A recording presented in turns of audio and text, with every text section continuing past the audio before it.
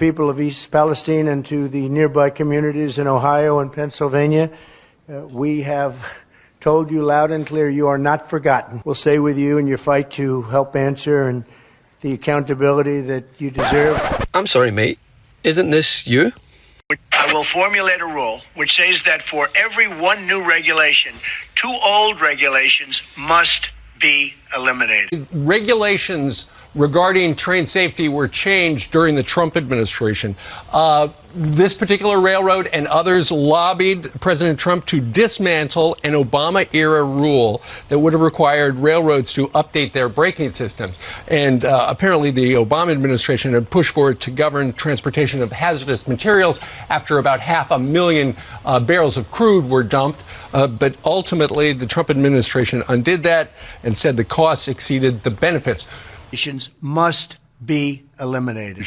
Must be eliminated. Listen, we're all in agreement that what happened in East Palestine is a disaster on many fronts, right? But I'm not going to sit here and watch this Cheeto politically mudsling as if he wasn't part of the problem, as if he didn't undo regulation to brakes that Obama put in place. After a bunch of derailments in 2014, said, let's just put them on the cars that have explosive carcinogens, for example.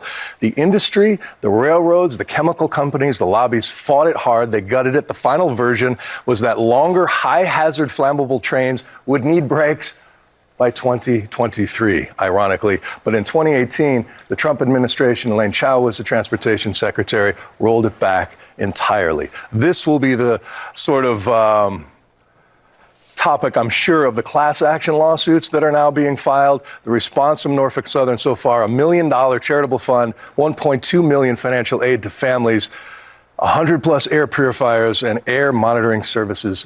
As if he didn't have a hand in why this disaster happened in the first place.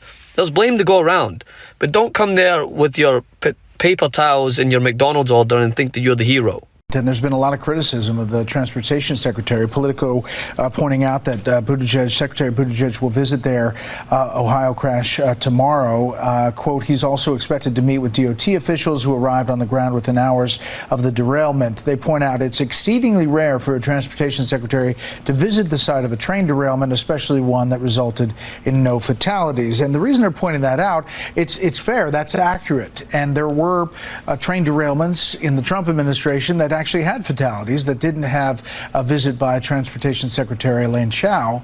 And on that note, even Fox News seem to be unwilling to just allow for people to spew misinformation.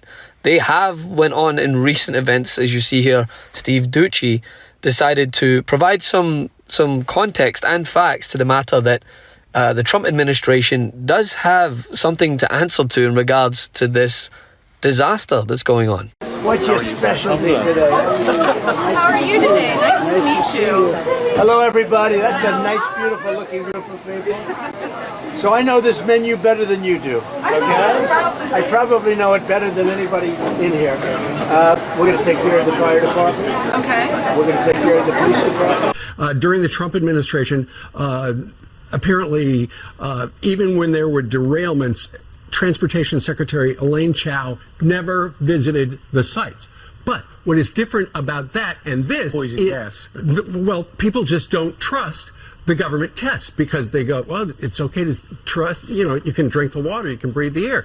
People don't trust the tests. And so by virtue of government officials showing up, breathing the air, drinking the water, then it looks better. But for them to say, look, they didn't do it at that time, it's just one of those things. But there was nothing that equated. Nothing that equated to this during the Trump administration. And one thing about Donald Trump, and there were toxic gases that poisoned the town. There were some fatality derailments where people lost their lives during the Trump administration. Nobody lost their life during this. Right, but this is just can destroy a town. So this is the easiest thing to do to show up, and they have chosen not to show up. And as did Pete Buttigieg, when he at least admitted to his own faults in regards to how he didn't immediately respond on Twitter when people asked. But he made another valid point in regards to why Trump seems to be swooping in and taking advantage of this disaster when he himself played a massive role in why this event took place. Yeah. You mentioned a national political figure who's decided to get involved. It sounds like you're talking about Trump, and then you said, I need